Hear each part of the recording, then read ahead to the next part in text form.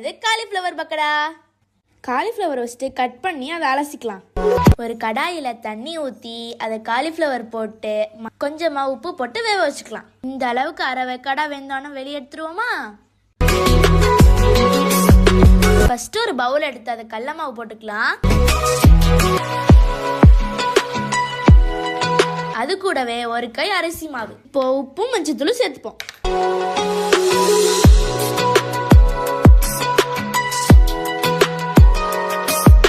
மாவு ஒரு ஸ்பூன் சேர்த்துக்கிறோம்.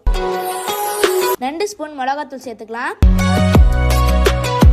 இப்ப தண்ணி ஊத்தி எல்லாத்தையும் மிக்ஸ் பண்ணிப்போமா. லைட்டா கேசரி பவுடர் சேர்த்துப்போம். அப்பதான் ரெட்டிஷா வரும்.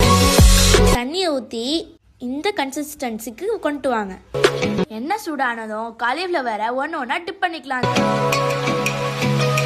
இந்த மாதிரி மாவுல மிக்ஸ் பண்ணி ஒன்னா எண்ணெயில போட்டுக்காங்க. பாத்தீங்கன்னா இப்ப சூப்பரான காலிஃப்ளவர் பக்கடம் ரெடி ஆயிடுச்சு. அட்ராக்டிவா இருக்குல்ல, அதே மாதிரி சாப்பிட்டீங்கன்னா டேஸ்டியா இருக்கும். ரொம்ப நன்றி ஃப்ரெண்ட்ஸ். மீண்டும் அடுத்த வீடியோல சந்திப்போம். பாய்.